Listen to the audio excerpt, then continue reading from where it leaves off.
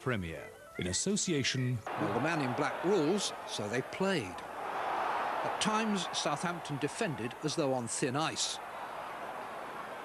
Reading took a first-half lead through Jamie Lambert. However, reluctantly, Southampton showed that they could play a bit too. Eyal Berkovic to Egil Ostenstadt, 1-1. But what the Saints do at one end is often cancelled out by what the Sinners do at the other. Questionable defending let Darren Caskey show excellent technique with the volley. Now, those who want a camera in the stand to adjudicate on controversial incidents might ponder what happened next. Did Francis Benali elbow Trevor Morley? The camera is inconclusive, Mr. Poll decisive. Exit Benali, re-enter Morley, and scores with the penalty. As if all that was not enough, Robbie Slater became embroiled in an exchange with an assistant referee.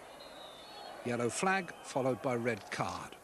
At the end, it looked like degenerating into the sort of behaviour that goes with debates on the monarchy, but a heavy security presence intervened. In round 4, Reading will have to use Portsmouth. The conditions taking hold. And it is cold enough that it's not all rain that's falling here that was picked up by the radar, but over the mountains and hills of Northern Ireland, some sleet and wet snow. Not too much of it for the afternoon and the evening. It's really overnight that we could have some warnings issued, particularly for parts of Scotland and the high ground of Northern England and North Wales, with substantial snowfall forecast, and that'll be drifting perhaps in fairly strong winds. That's not enough. We've also got the potential for some icy conditions in places tomorrow, and then in comes the thaw and the rain, only slowly warming up. They're coming. When the aliens attack. Their planes are faster with a greater rate of climb. Ours are more maneuverable and better armed. Planet Earth is not alone. They're here. Hurry. Do you think you'd be scared if you saw one? The information you're about to receive is classified level red. The enemy tends to attack in 71 hours. From the producers of The X-Files comes a compelling new story, Space Above and Beyond, tonight at 11:15 on BBC Two. On with our Friday afternoon sport now on BBC Two. Back to Helen Rollison. Welcome back to Sport on Friday. Well, for those of you who are expecting racing from Ascot and darts this afternoon, let me explain. Ascot is off because of the weather, and the darts follows after this programme. There's no live action going on at the moment. But we've got a real treat for you now. I hope you'll enjoy it. Tim Henman against world number 3, Goran Ivanisevic. Henman started this year by reaching the final at the Qatar Open and finishing runner-up to Jim Courier, a great boost to his confidence before next week's Australian Open. He's upped his ranking to 24 in the world, and after no rest and a dreadful journey from the Middle East, has made the last 4 of the Sydney International. We join play in the first set. Ivanisevic 5-4 ahead and serving for the set. Our commentators Bill Threlfall and Barry Davis. So 27 minutes have been played, and Tim Henman, as he has been all week, looking very relaxed indeed, but here now Ivanisevic serving for this opening set.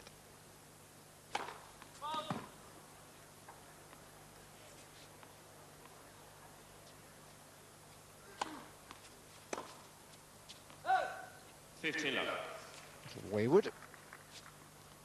Yeah, once again it moved an awful long way in the air, and it is a bit blustery, of course.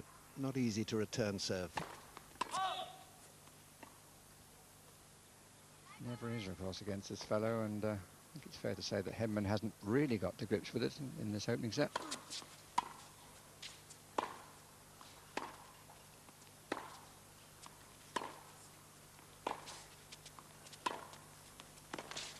That's better.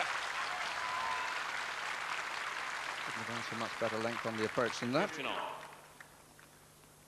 No, it's a good shot, this, from Henman. It's an easy shot to miss, that one, where you hook it into the into that corner, even as if it's his backhand.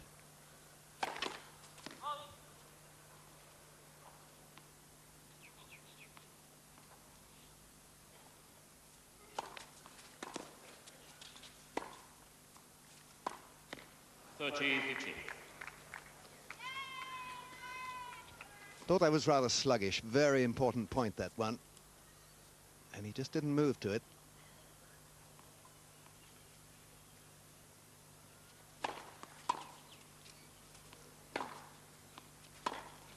40-15.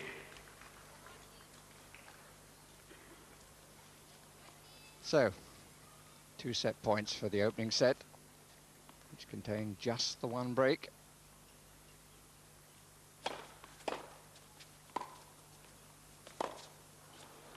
Game first set. A rather strange conclusion, a little casual by both players, to tell the truth. But the opening set 6 games to 4. to the Croatian, 6 games to 4.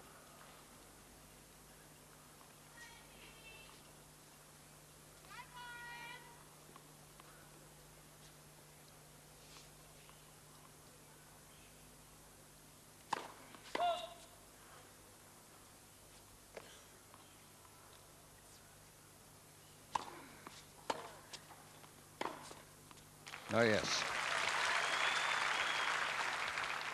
50 love. Yeah, well, that was positive, and if there's one thing that Henman does now need, it's a very good, positive first game in this second set. 30 love. And it looks like he's planning to do just that.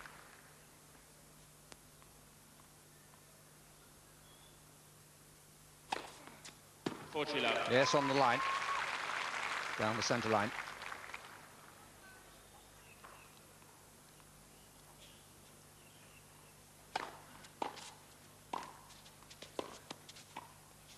Game henman.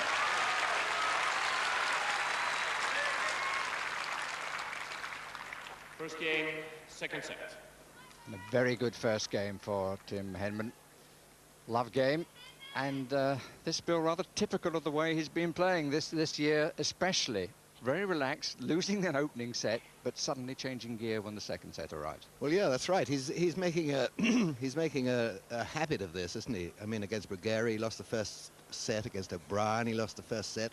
It's almost as though he's testing himself, isn't it? And his body language, of course, has been absolutely marvellous. Each time he looks totally relaxed. I'm sure he's not really, but he's had a very, very punishing schedule as the net gets measured, of course, after the first game of the second set. And that centre tape adjusted to be absolutely plumb, up and down, vertical. Henman has been very, very impressive this week, bearing in mind, Barry, I think in particular, the schedule he's had since Doha in the desert there, where he got to that final. And then, of course, all the other players who were there faced it as well, the journey, then playing the first match. Goran is always followed around by very attractive girlfriends.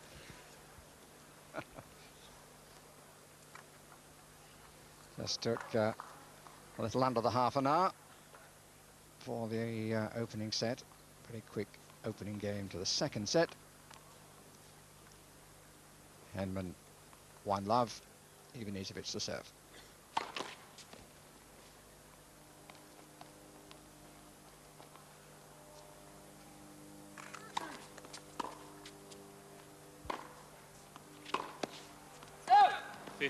A little unlucky, but indicative, I think, of attitude. Really went for that.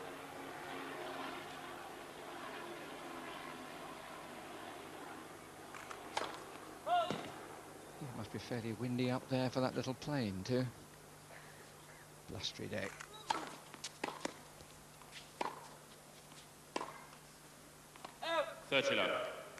Yes, it's not typical summer weather in Australia at the moment. Today it's cloudy, and this wind is not making life easy for the players.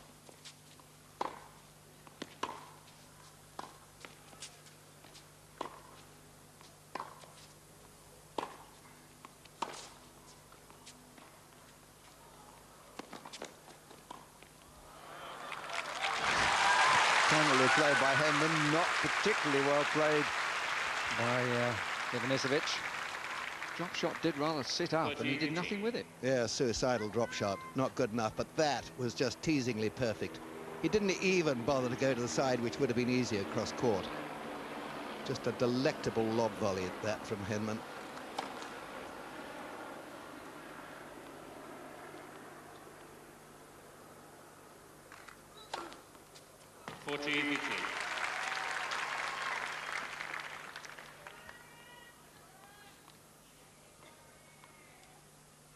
Great service action, jumping a little. He doesn't have to jump too much. He's 6'4" anyway.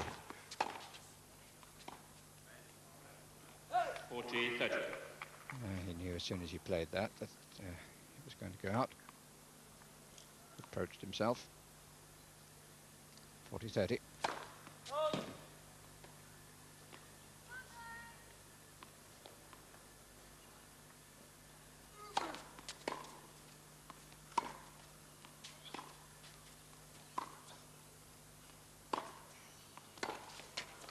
Cheers.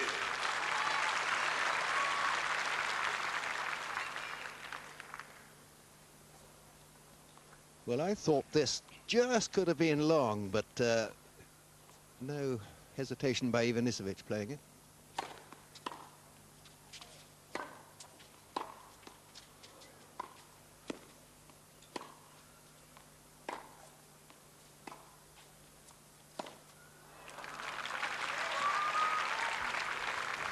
Advantage, henman. So now the opportunity was 15-40 down. Now break point.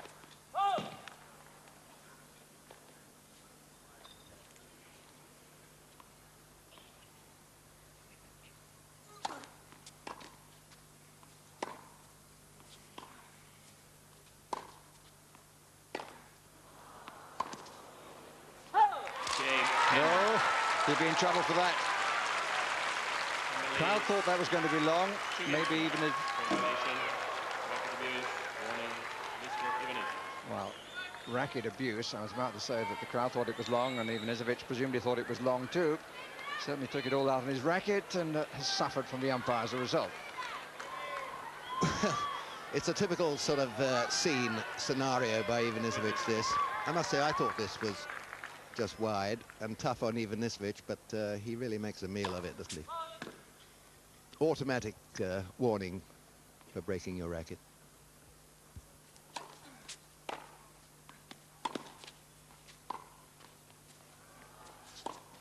Ah.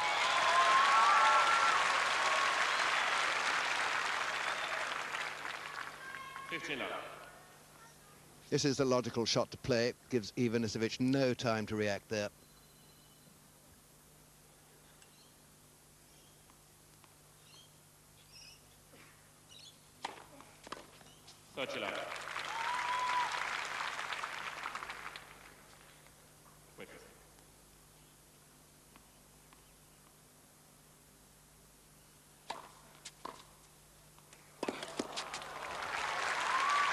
Super return, he kept it very low, he guided it well. 30-18. Got down to it, didn't he? Yes, he did. Lovely shot.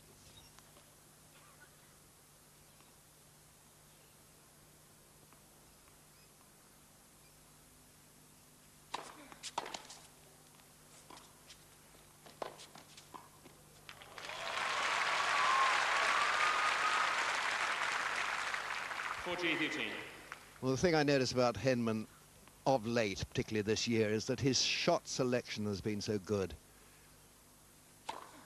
Game, henman. And the fact that his serve has improved has been known long since. Henman leads 3 games to none. Last serve was a huge confirmation.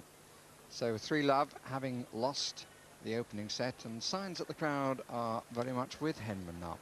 Well, I think they are. I think he's a very popular young player. It was evident in France when he was playing there. It was evident at the Grand Slam Cup that he had the crowd behind him, even when he was playing Becker. They gave him tremendous support.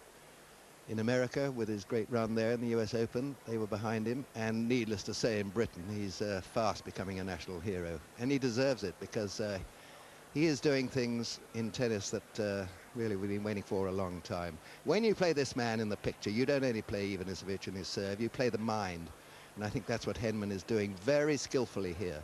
Notice how he concentrates on his racket at the changeovers. You can look around, you can lose your concentration. He zones in on his racket every time. Very sensible. With him, of course, the mind can absolutely go anywhere. Strange that he's got a normal haircut now, Barry. Last time I saw him, he had this sort of palm tree growing out of the top of his head. Can't believe he did his concentration much good with that. Conditions suddenly a little brighter. overnight that we could have some warnings issued, particularly for parts of Scotland and the high ground of northern England and North Wales, with substantial snowfall forecast, and that'll be drifting perhaps in fairly strong winds. That's not enough. We've also got the potential for some icy conditions in places tomorrow, and then in comes the thaw and the rain, only slowly warming up. They're coming. Dale Berkovic to Egil Ostenstadt, 1-1. But what the Saints do at one end is often cancelled out by what the Sinners do at the other. Questionable defending let Darren Caskey show excellent technique with the volley. Now, those who want a camera in the stand to adjudicate on controversial incidents might ponder what happened next. Did Francis Benali elbow Trevor Morley? The camera is inconclusive, Mr. Poll decisive. Exit Benali, re-enter Morley, and scores with the penalty. As if all that was not enough, Robbie Slater became embroiled in an exchange with an assistant referee. Yellow flag followed by red card. At the end, it looked like degenerating into the sort of behaviour that goes with debates on the monarchy, but a heavy security presence intervened. In round 4, Reading will have to use Portsmouth. The conditions taking hold. And it is cold enough that it's not all rain that's falling here that was picked up by the radar, but over the mountains and hills of Northern Ireland, some sleet and wet snow. Not too much of it for the afternoon and the evening. It's really... Premier, in association... Well, the man in black rules, so they played. At times, Southampton defended as though on thin ice. Reading took a first-half lead through Jamie Lambert. However, reluctantly, Southampton showed that they could play a bit too.